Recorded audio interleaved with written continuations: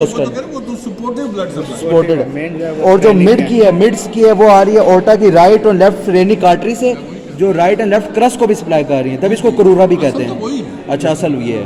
और एक माइनर है, वो है इंटरनल थोरेसिक से आ रही है, वो मस्कुलोफ्रेनिक और पेरिकार्डियोफ्रेनिक में जा रही है। वो इधर से आ रही है। अच्छा, बस ये तीन ही है ना? मस्कुलोफ्रेनिक सर ये पेरिकार्डियोफ्रेनिक आ गई। अबे लो खोल के रखो, मेरा पेज खत्म हो गया। मस्कुलोफ्रेनिक और पेरिकार्डिक। और सर हर्निया को एक्सप्लेन कर दें, ये जो साइड स्लाइडिंग हर्निया हो रही बाय है। डेफिनेशन हर्निया वो होता है जो भी चीज दी एब्डोमिनल प्रोट्रूजन, मिजेंट्री है, गट। ठीक है ना, कुछ भी विस्कस हो, मिजेंट्री हो, कोई हो, तो डायफ्राम के वजह से भी कुछ हर्नियास बनते हैं। देखिए बात ये है कि जब ओरिजिन होता है फाइबर्स का, स्टर्नल ओरिजिन, कोस्टल ओरिजिन, तो दोनों ओरिजिन के दरमियान थोड़ा गैप होता है। ये फाइबर आ रहे हैं, ये आ रहे खोल के हैं, ये रखो। कोने में गैप आ गया, यस। तो इस गैप से फिर हर्निया बनता है। नेचुरल डेफिनेटली यहाँ से फिर कोई एब्डोमिनल ऑर्गन थॉरिक्स में आ गया। तो सर इसमें एक पॉइंट मैंने लिखा था कि जो केबल ओपनिंग है वो सील्ड होती है, लेकिन जो इसोफेगस वाली ओपनिंग होती है वो सील्ड नहीं होती, इसलिए वहाँ से स्लाइडिंग हर्निया हो सकता है, या रोलिंग या पैरोफ्रेंजियल हर्निया हो जाए। वो अगर लूज हो जाए अच्छा, तो वहाँ से साइड से भी कोई चीज़ निकल जाएगी ना, पैरासोफेजियल हर्निया। यस। सर स्लाइडिंग और हाइएटल हर्निया में तो फर्क है।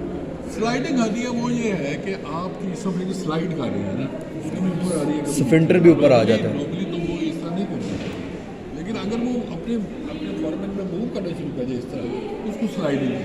सर ये मूवमेंट क्यों होगी? मूवमेंट इसलिए होगी कि वो जो इसोफेजियल लिगामेंट्स हैं वो लूज होंगे, जिन्होंने फिक्स किया होता है उसको इसोफ्रेंजियल ओपनिंग को। इसोफेजियल ओपनिंग के साथ। सर ये तो वो राइट क्रस होती है ना, वो सीलिंग बना रही होती है। स्लिंग तो इसलिए बना रही होती है कि उसको बंद रखे, एक स्फिंक्टर का काम करे। वो तो फिजियोलॉजिकल स्फिंक्टर है, फिजियोलॉजिकल स्फिंक्टर है जो इसका वो जो है ना आपका इसोफेगस जहाँ एंटर हो रही है, ठीक है ना, वहाँ पे कोई एनाटॉमिकल स्फिंक्टर नहीं है। सर एक पाइलोरिक नहीं आता वो मैं बताता हूँ ना बेटे, और से सुनो, oesophagus is a muscular tube. Yes. वो कहाँ से शुरू हुई?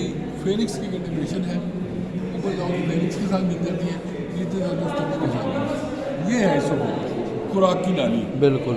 इस खुराक की नाली के अंदर एक स्फिंक्टर जो ऊपर वाले एंड में है वो एनाटॉमिकल स्फिंक्टर है, क्रीको इसोफेजियल स्फिंक्टर। कौन सा sphincter? Crico oesophageal sphincter. Crico oesophageal sphincter. वो हर वक्त बंद रहता है। हाँ, अब सोचने की बात है क्यों बंद रहता है?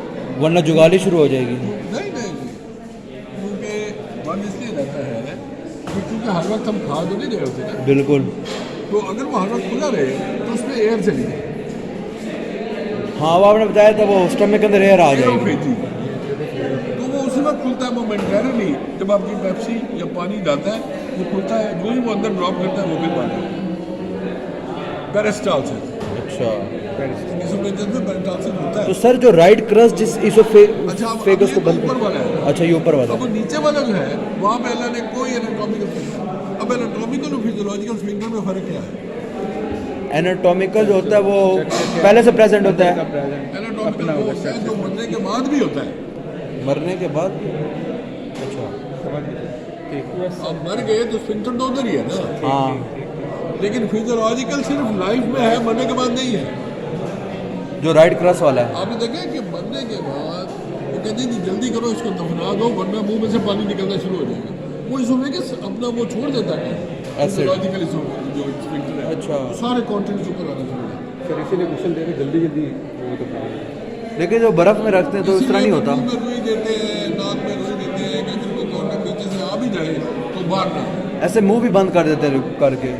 अच्छा, इसीलिए करते हैं ना, ये चीज़ें रिवर्स होना शुरू हो जाती हैं। सर एक चीज़ पूछनी थी, जो आपने स्फिंक्टर ये बताई है तो समझ आ गया, ये जो एनाटॉमिकल स्फिंक्टर था इससे एयर वाला, जो राइट क्रस इसोफेगस को पकड़ता है। फिजियोलॉजिकल बनाते हैं ना। अच्छा, फिजियोलॉजिकल है, वो एनाटॉमिकल नहीं तो है। ये जो स्लाइडिंग हर्निया में फंडस पार्ट का जो स्टमक है वो ऊपर आ जाता है, और ये जो स्फिंक्टर ऊपर आता है, ये कौन सा स्फिंक्टर होता है? फिजियोलॉजिकल या एनाटॉमिकल? जो रोलिंग हर्निया, स्लाइडिंग हर्निया में ऊपर आता है, स्फिंक्टर तो वही है, क्रस वाला। क्रस वाला है। अच्छा अच्छा, और जो सर रोलिंग हर्निया, एनाटॉमिकल है ही नहीं। अच्छा, और रोलिंग हर्निया में ये होता है कि स्टमक का सिर्फ फंडस पार्ट ऊपर आता है और वो आके उस क्या कहते हैं, वो जो सील होती है उसके अंदर फंस जाता है, जबकि रोलिंग हर्निया में वो पूरा स्टमक गुजर के ऊपर चला जाता है। अच्छा, यही फ़र्क था। और उसमें ये है ना कि फिर जब आप एक्सरे कराएंगे थॉरिक्स का तो उसमें स्टमक आ जाता है, थॉरिक्स में स्टमक आ जाता है। जब थॉरिक्स में स्टमक आ जाए इसका मतलब है कि आपका स्टमक माइग्रेट कर गया into thorax, sliding hernia. Through that orifice. अच्छा, सर की सर्जिकल ट्रीटमेंट हो गई इसकी सर्दी आप रिपेयर करते हैं, आप यूसोफेजियल हाइटिस जो है उसको कंस्ट्रक्ट करते हैं, उसको छोटा मुश्किल करते होती है हैं वैसे।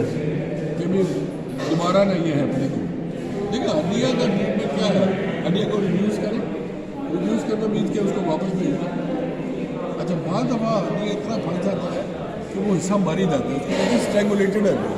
अच्छा, स्ट्रैंगुलेटेड वो ऊपर वाला स्टमक। स्ट्रैंगुलेटेड हड्डियाँ काला हो जाता है, उसमें स्मेल आने लग जाती है, उसको अगर हम वापस भेजेंगे ना तो एक मुर्दा चीज़ को जिंदा बिताना पड़ेगा। तो उसका इलाज है कि उसको काट दें, स्ट्रैंगुलेटेड हिस्से को काट दें और फिर उसको बंद करके। सर एक क्वेश्चन है कि कॉन्ट्रैक्शन ऑफ द डायफ्राम किस तरह फैसिलिटेट करता है venous return of the heart, तो इसकी ये है ना कि वो एब्डोमिनल वेन्स को कंस्ट्रिक्ट कर देता है होता क्या है केवल को अब सुन लो डायलेट। कि व्हाट हैपेंस ड्यूरिंग इंस्पिरेशन, जब आप सांस लेते हैं तो डायफ्राम ऊपर आता है या नीचे जाता है और वॉल्यूम ज़्यादा होता डायफ्राम का नीचे जाना जो है वो कॉन्ट्रैक्शन है, है। बिल्कुल। कॉन्ट्रैक्शन। अब जस्ट थिंक कि जब कॉन्ट्रैक्शन होगी तो स्फिंक्टर्स क्लोज होंगे, बिल्कुल। क्लोज है ना। अच्छा, अब ये जो आपका ये वाला जो है ये कहाँ पे है, मसल में है कि टेंडन में है? टेंडन में। तो ये कॉन्ट्रैक्ट हो रिलैक्स में उसको कोई फर्क नहीं पड़ता। बिल्कुल। अल्लाह की शान है, अगर इसको मस्कुलर पार्ट में बना देता तो वो छोटा हो जाता।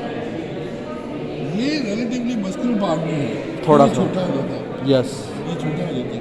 लेकिन आयोटिक तो है ही बार, उसका छोटा बड़ा होने का मकसद ही कोई नहीं, बिल्कुल। उसका आई फर्क ही कोई नहीं ना। वीनस रिटर्न में फर्क, वीनस रिटर्न रादर फैसिलिटेट होता है क्योंकि ये खुला रहता है और नीचे से जब डोमिनल इस तरह कंप्रेस होते हैं तो सारा वीनस रिटर्न इसमें आ जाता है। अच्छा, क्योंकि ब्लड पीछे ज़्यादा आ जाता है तो ये थोड़े डायलेट भी हो जाते हैं। डायलेट से क्या होगा, इसके फर्क ही नहीं पड़ता है। अच्छा अच्छा, डायलेट तो कॉन्टैक्ट होता ही नहीं। वो उसमें लगा ये केबल है, लगाइए। अच्छा, बात आएगी ना इसमें इधर है बेटे, लेफ्ट ये वो है ना ये मेरी साइड पे लीवर होगा ना, राइट साइड राइट है, अपने रखो ना। राइट साइड पे लीवर होगा। सर हाइटल हर्निया वैसे किसको कहते हैं, हाइटल वाला? हाइटस कहते हैं ओपनिंग को। हाइटस में इस ओपनिंग में कोई भी हड्डी आ जाएगा उसको हाइटल हड्डी बोलते हैं। अच्छा, और सर ये आखिरी क्वेश्चन है कि डायफ्राम की जो कॉन्ट्रैक्शन है किस स्टमक को प्रिवेंट करती है कि रीगर्जिटेशन ना हो एसोफेगस में, तो वो वही है कि जो राइट क्रस है वो फिजियोलॉजिकल स्फिंक्टर रखता है। इसके अलावा सर डायफ्राम में कुछ रहेगा तो बता दें, और कुछ? ये तो डायफ्राम का पैरालिसिस हो जाता है, पैरालिसिस। अच्छा, क्रेनिक नर्व डैमेज हो जाए तो डायफ्राम डैमेज हो जाता है, पैरालाइज हो जाता है, जैसे दूसरा मसल पैरालाइज फॉलेज हो जाता है। तो चूँकि डायफ्राम की डबल नर्व सप्लाई है, दो क्रेनिक नर्व्स आती है, तो अगर एक हो जाए तो heavy diaphragm, right heavy diaphragm और लेफ्ट हैवी डायफ्राम, और अगर दोनों डैमेज हो जाए तो फुल पैरालिसिस, बंदा मर जाता है। लेकिन साइड वाला तो डायफ्राम चलता रहेगा ना, क्योंकि उसकी तो लोअर 6 इंटरकोस्टल नर्व से आ रही है। बात सुनो, द सोल वाटर सप्लाई अच्छा, सोल वो to the diaphragm is the phrenic, कोई नहीं। अच्छा, मेजर, यस समझ गया, सोल वाटर समझ गया। इंटरकॉस्टल से डायफ्राम नहीं चलेगा, वो तो सेंसिटिव है, सही। डायफ्राम चलेगा मोटर से। और सर ये मोटर खराब हो जाए, Yes. पानी चढ़ता है ऊपर, नहीं, पाइप आके देखे ना, पाइप ने क्या करना है जब तक मोटर नहीं चलेगी।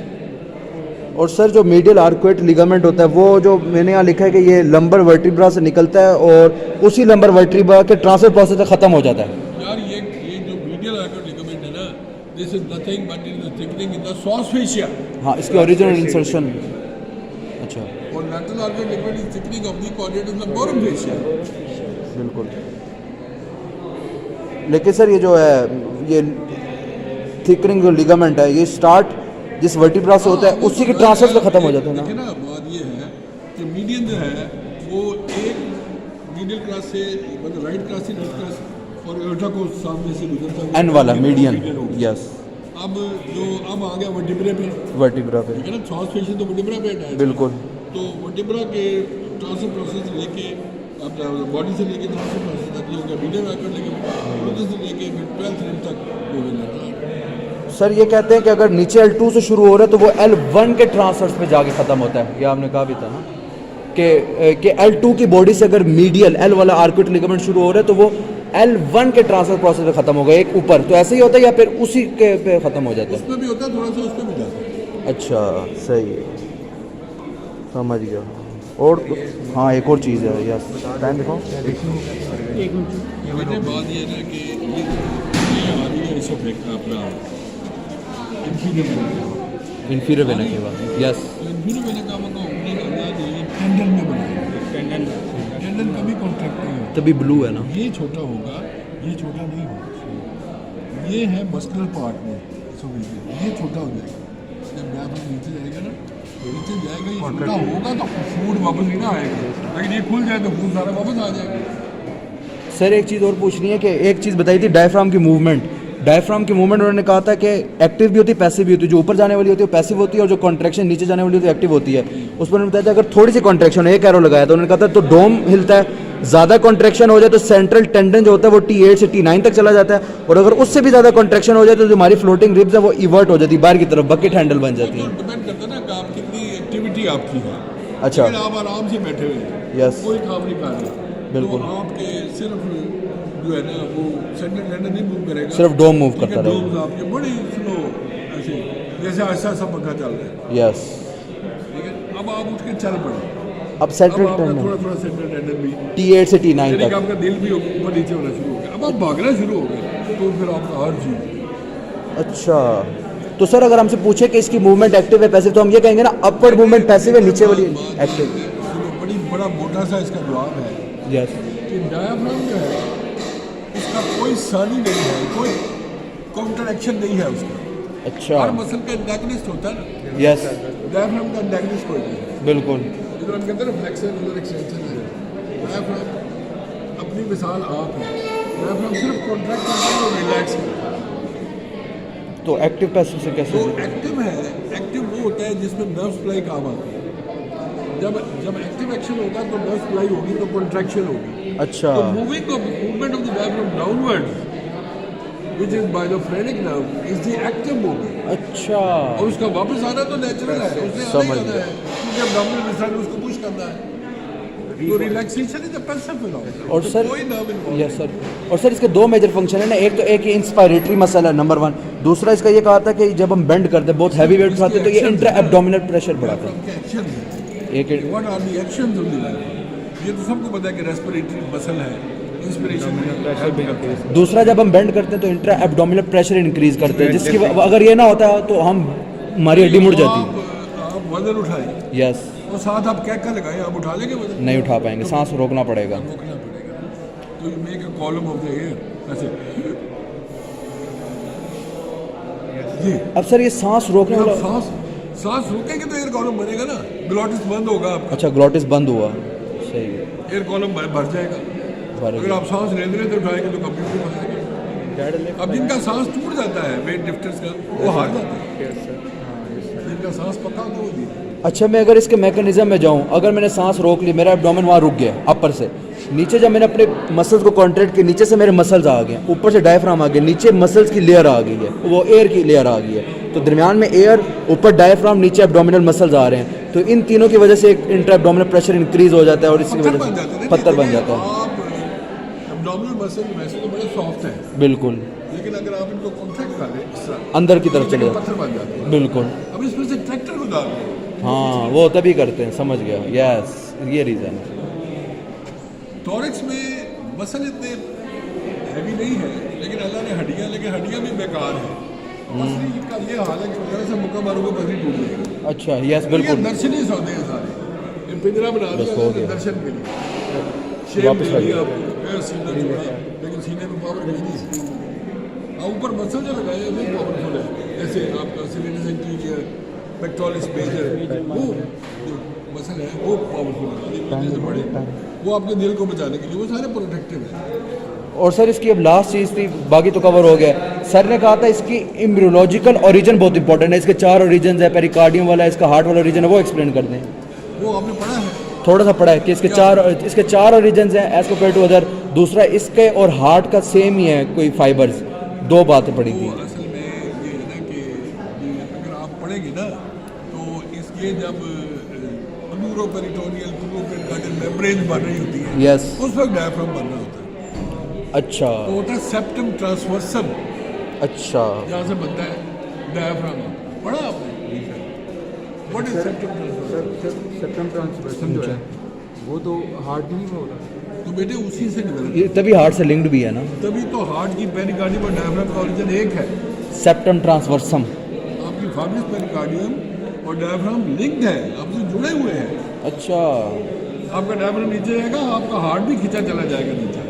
डायफ्राम ऊपर आएगा, हार्ट भी ऊपर आएगा। तो जो बंदा बहुत तेज भागता है उसका हार्ट बहुत ऊपर नीचे, हार्ट बिल्कुल ऐसे तो वो खतरनाक नहीं होगा? नहीं नहीं, अच्छा चलिए, ये तो एक रीज़न होगी ट्रांसवर्सम वाली। एक्सरसाइज चाहिए। अच्छा ये एक रीज़न होगी, बाकी जो इसके चार ओरिजिन्स वाली है वो क्यों, कौन सी रीज़न है किसके चार ओरिजिन्स? यहाँ पे ये साइडों से जैसे जो चीज़ बन रही है वो थोड़ी थोड़ी कंट्रीब्यूशन देती है ना। Yes. साइडों से भी आ रहा है डायफ्राम, बैक से भी आ रहा है, फ्रंट से।